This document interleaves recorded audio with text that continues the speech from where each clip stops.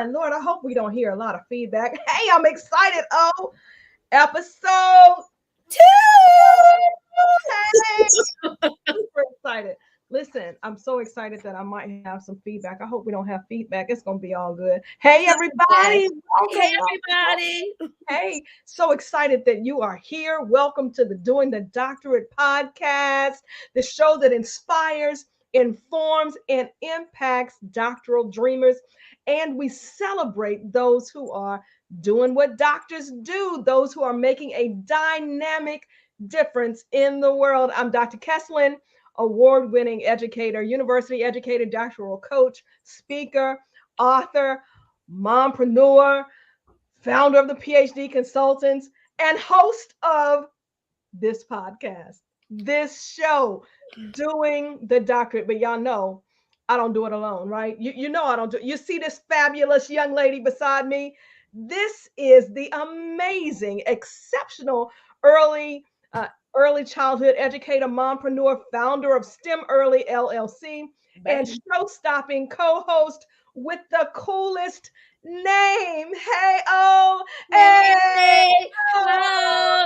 Hey, everybody. I'm doing so good. Thank you all for joining us. I just saw, I think it was Dr. Roberto. You just popped on. You said good evening. I want to shout you out. Hey, Dr. Roberto. Good to see you. I'm doing well. I'm super excited. Episode number 2. And I know you are about to drop some gems for us. So, Dr. Kesslyn, please tell us. What are we doing tonight? We are talking about the importance of community, right?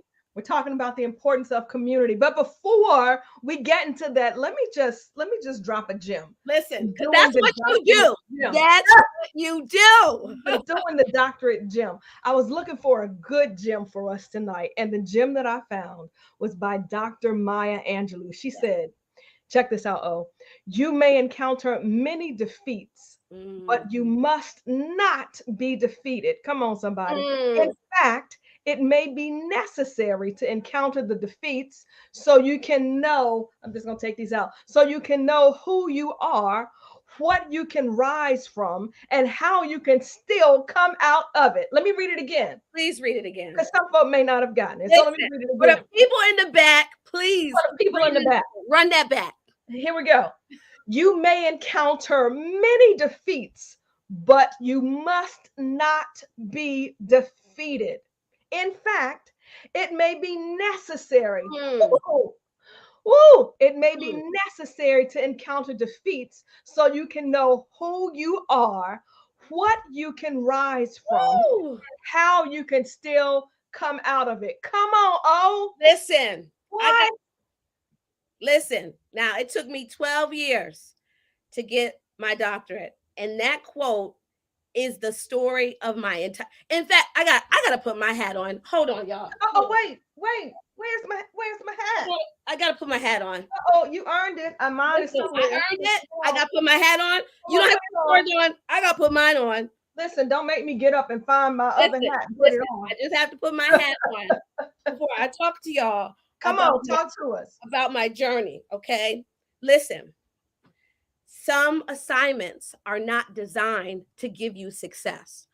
Some assignments are designed to give you experience. Experience what? That'll teach you how to recover, how to make adjustments, how to believe in yourself, how to trust in your research and what you've done and the work you've done, and how to be grateful and speak positively, even in the midst of things going terribly wrong. And I can speak to you about things going terribly wrong. But I had my dissertation chair tell me probably the year before I finished, and I was just kind of lamenting of, oh, it's been 11 years and this is crazy. And she said, this journey shaped you. Yes. So you're not going to succeed every single time, because sometimes it's a setup for failure so you can learn how to recover. So listen, that whole quote, that's it. And that's what this journey is about. It's about shaping you, really forming you. Yes. So you have to do the work.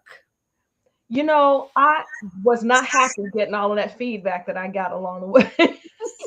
that revise and resubmit and what clarify and operationalize and all of that stuff. If there were many days on those days when I got feedback, I just had to come home and go to bed. It took me out, but in the end, Yes. it Yes. felt like defeat in the moment. Right. But in the end, it made my work so much better. It did. It did, So because much better. there's no such thing as a microwave doctorate. Come on. There's no such thing as a microwave doctorate. You have to grow in this journey. And Absolutely. sometimes you're gonna come across negative circumstances. You're Absolutely. gonna think this lit review is it. I done dotted every I, crossed every T. I did everything I know. 100%. And then your chair will be like, yes, so this ain't it. This ain't it. This ain't it. You know what? Like you said, Dr. Kesslyn, it is okay to go home, take a minute, let it all soak in, and then get right back up and continue the process. For sure.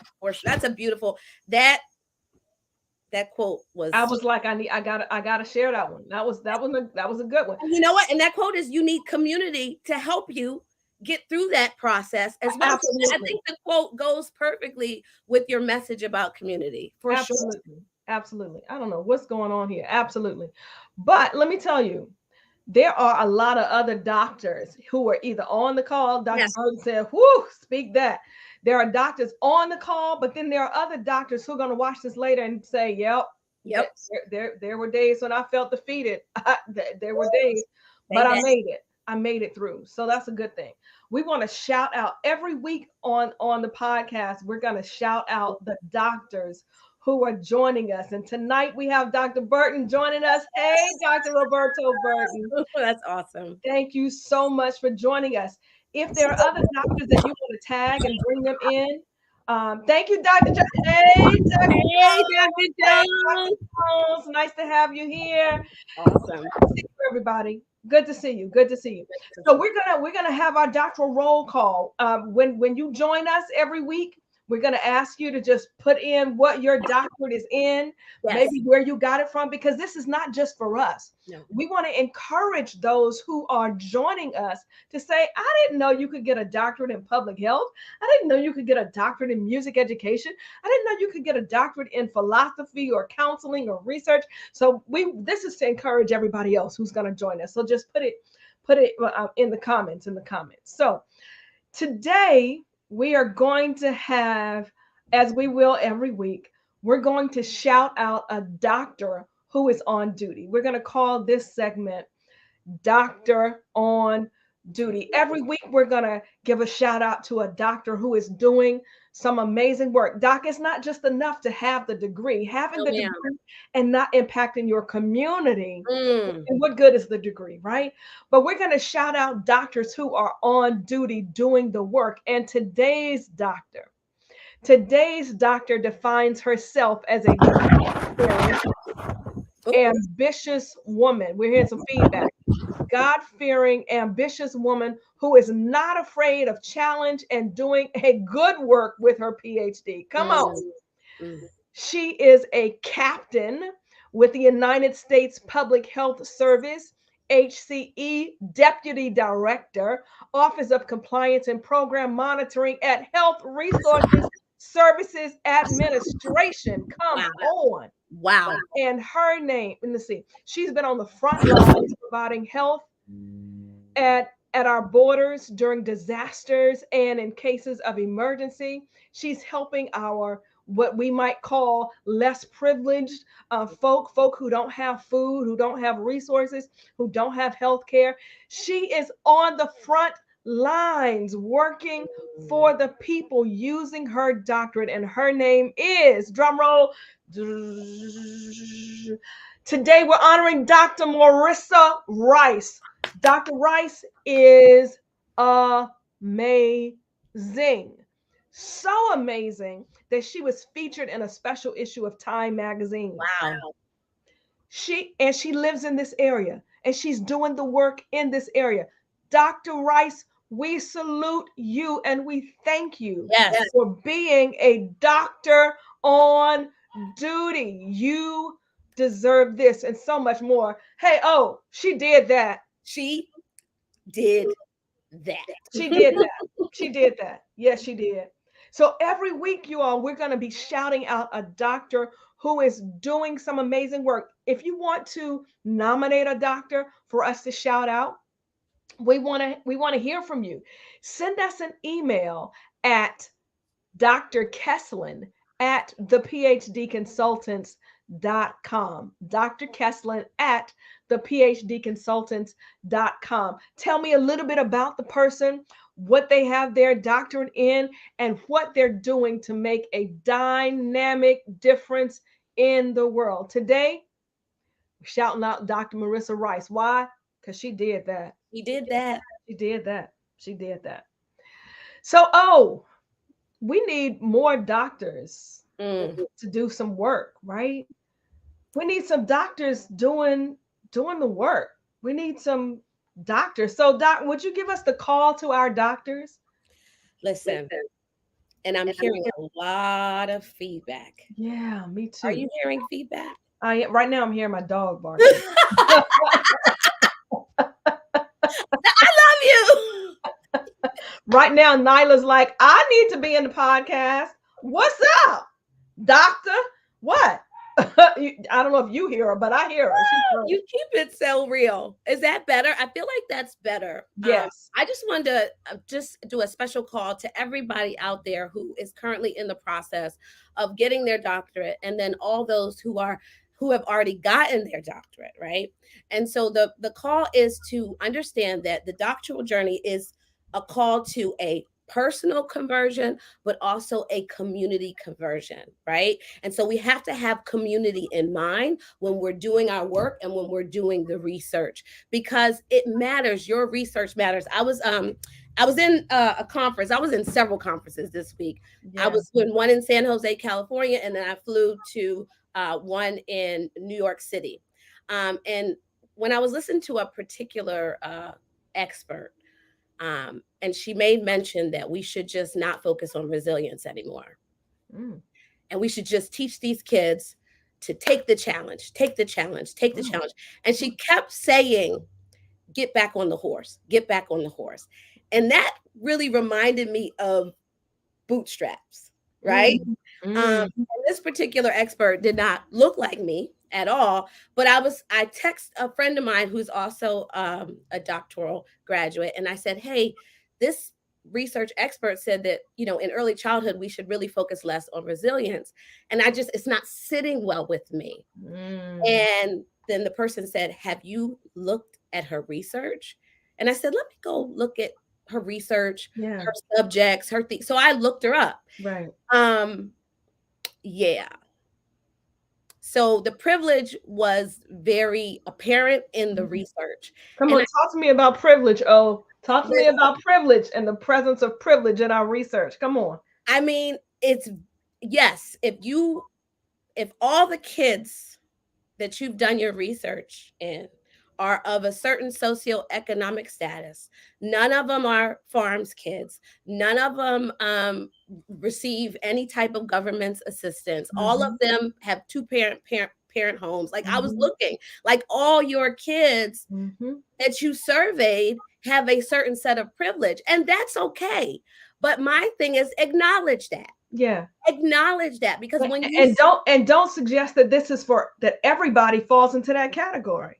Exactly. Right. And I said, I texted my friend, I said, I'm so confused. She's like, no, you're not confused. Yeah. You disagree with a supposed expert and you have a doctorate too. So do what you do. Check the research, and then you can understand why she said what she said. Yes. And then you can have a conversation with her, which I did. Yes. Did you? Yes, ma'am, I did. I know you did. Yes, ma'am. Because we do ourselves a disservice if we keep these letters and don't do anything with it. Yes. And then the people who do the research and the supposed experts say, this is how we're supposed to run our classrooms and this is how we're supposed to do it. But they have not done research with kids that look like the kids in our classroom. Yeah. Then we're telling our kids, get back on the horse, and they don't even own a horse. Listen, they don't even know what a horse looks like.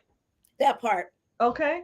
That part. And so that's why your research matters. It's like the classroom, the culture, the community. All of this is important. So yes, the doctoral journey, we talked about how it shapes us personally, but it's going to help shape our community and how we teach future generations. Because remember the whole best practices era, right? Best for who though? Right.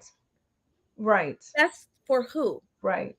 It might be best for this one, but inappropriate for this one. Right. And I think it was a doctoral student of color that actually said to the NAEYC, we need to switch this from best practice to appropriate practice. And now the NAEYC doesn't use best practice anymore. Why? Because when you look at their research board, there's more representation at the table. We got to do the work. We got to do the work. And be at the table. It's so critically important. It's the call to doctors. So critically important that you get your work out there, right? Your work. I felt some help coming. Okay, hold on. Your work shapes more lives than you could ever realize. So it's important that you do the work and put it out there for us to have conversations like this. We may not agree with your findings, but that's okay. It's okay. We're all working. We all hopefully have the same goal of making a positive impact to the world. So listen, the call to doctors, put your work out there. Put it out there. Put it out there because we have to stop allowing people to weaponize data against our community. Come on. It happens all the time. All the time. Yeah. All the time. So come on, doctors. That's the call to doctors today. Get your work out there and let your work speak for others who can't speak for themselves. Come on, we need you to be out there. We need you. So I want to talk. When we in our segment on doctor's orders, I want to just talk about give some tips about how to get through. Right? You mentioned the word earlier about community. Listen, the reality is data. 50%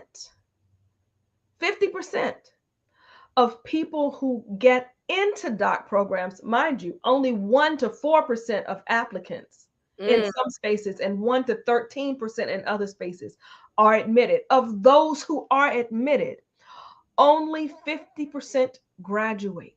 Wow. And most of those who do graduate don't look like us. So when we talk about what's keeping us from graduating, I want to suggest today, there are lots of reasons that keep us from graduating. Depression. The doctoral journey can be very isolating. Very. Not knowing what to do, not understanding the political dynamics, of a doc program, politics, not even knowing how to think like a doctor and structure your literature review in a way that really will get the approval of your committee. Money is it's a huge reason people don't graduate. There are lots more reasons why people don't finish, but there are lots of recommendations to make. But one recommendation, particularly for doctoral folk of color, you need a community. 100%. You need a community. What happens though is that we are either so excited that we got accepted and we feel the pressure of representing the whole of our people that we don't ask for help, right? Or we rest on our laurels, right? We were A students in high school and A students in undergrad and A students in your master's program, but the doctoral journey is completely different. Listen, it is not like anything you've experienced before, and you need the support. So I want to encourage you to get in a community, but here's the caveat. Every community is not the right community. Say that again. Say that. Every community is not the right community for you. So, Dr. Kesslyn, how do I find the right community? Here are some guidelines. All right. I wrote them down just for y'all. First, you want a community that encourages authenticity, where people can take off their mask of looking and being brilliant, take it off, put it aside, and ask the questions. You want a community where you can be authentic, right? Two, you want a community that has a facilitator who knows what he or she is talking about. Okay, you don't want to be in a community where the blind are leading the blind. Because they both No gonna fall offense to the into a blind, ditch. right? Listen. Right? No offense. You don't want to be in a space where you're asking questions to a person who can't hear you. You want to be in a group, in a community that is led by somebody who understands what the process is like and can lead you. And they have receipts. Hello, they have receipts. You want to be in a community that shares specific strategies of getting you. It's not just about talking and feeling good. No, you need some strategies for getting through this process. So you just don't want any community. Yes. You want a community where you can have some strategies. And you want a community of people who are fully supportive of you. Not a community that has haters. That part. You want to be in a community of people who understand where you are and they support you. We have a community with the PhD consultants. There is a group. There is a group. There's an online group. Best. There's an online public group. It's called the PhD consultants. And there's a private group for those folk who need a little more and want a little more support. We also have a group that meets every Monday night at 7 p.m. and we talk through issues wherever people are. That's just where we are. Now we have a group. You need to find yourself in one of those communities where you can get the support you need. That's it. Listen, that's it. That's the doctor's orders. Get in a community. Get in a community. That's it. Listen, I just want to say that I was in three actually, communities throughout my 12-year journey. I found the PhD consultants midway through. And the first community that I was in, because I had gotten 2 lit reviews refused, and there were so many roadblocks, people in the community said, with what you want to do, you don't need to finish. You can get ABD and still be fine. Out of my chair. No, legit. This is the community I was in. And again, they meant well, because they were like, this is just taking you so long. You've already spent so much money. If you get ABD, you'll still be able to do all the work. And I hope you said, let me find another place. Listen, I packed my bags and left that community quick, fast. Absolutely. In a hurry, because I was like, I did not start this journey to not finish. Right. Well-meaning people, maybe, but and again, there was when you said that, that's what resonated with me. Yeah. Because you started this to finish. Yes. You did not start this to get ABD. You know what? People in my group, on my Monday night group, they call me Harriet. They said, you need to talk to Harriet. You know, Dr. Kesslyn, you need to talk to her. Because I'm like, no, there's no turning back. You have come too far. You have been gifted with too much for you to, and people need your research. We can't turn back. Let me help you get through, because we can't turn back. Yeah. And I think about, and it kind of makes me sad, and I know Dr. Burton just shouted it out, that half the people in his class didn't finish. Mercy. There were 7 women of color that started out in my journey, in my cohort, and only 2 of us finished at our university, and 1 other went to a HBCU and was able to finish. Wow. So out of 7, and if I didn't do what I did, I wouldn't have been one of the 2, because they tried to block me and told me I didn't speak like a scholar, so I was going to be ABD. But just think about that. 7 highly intelligent women started at this university, and only 2 of us finished at that university. Wow. It's just really sad. But when you're in community, you can make it. Absolutely. Absolutely. Being in community gives you the information that you need. It gives you the mentorship that you need. It gives you the inspiration that you need, right? And it reminds you that you can do this. Yes, You can do this. So listen, doctor's orders, get in a community. Please get in please. the community. If you need one, reach out to me, follow me, shout me out. I got you. Okay. I've got you. Doctor's orders. Doc, we're at the end. It went by so How fast. it went today went so quick. What happens? And I still haven't found my hat. I'm like, where's my tag? That's okay. Listen, I had to put mine on when I thought about that 12 years. I was like, I need to wear this hat every chance I get. I need to wear this hat I just need to walk around with this hat on. Oh my goodness.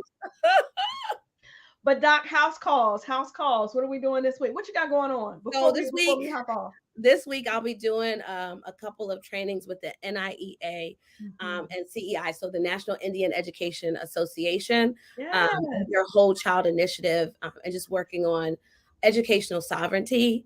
And there's a lot of trauma that is in that community, and so we're working with them. And it's so funny because one of the doctoral, I can't remember her name, but she's with the NIEA, and as we were all talking, she said, "Stop. Is this research that we're using to write our policy?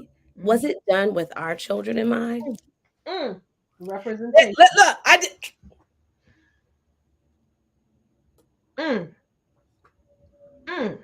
Great. And a hush fell over the crowd. And she was like, because we're here for the consultants. We love other educational groups to come in and help us. But if the research that we are trying to structure whole child initiative policies for our Indigenous children was not conducted with our children in mind, well, then what are we really perpetuating? I wanted to throw something at the computer. Well. So that's what I'm doing this week. We'll be doing that on Wednesday and Thursday, just looking at just working with the NIEA in any way that I can with their whole child initiative and trauma-informed strategies for their communities. That's what I'll be doing this week. But I'm not traveling.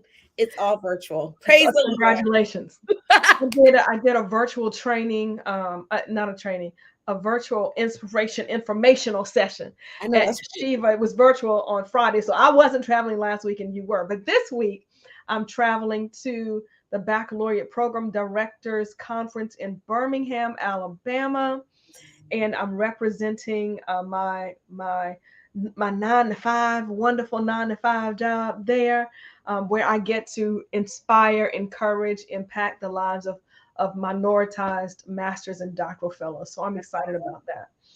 Excited about that. Let's see, what else am I? This week, one of my babies becomes a teenager. Can you remember when I brought the little baby in the church? 13. What? 13. That's crazy. So my baby is turning 13. I cannot believe it.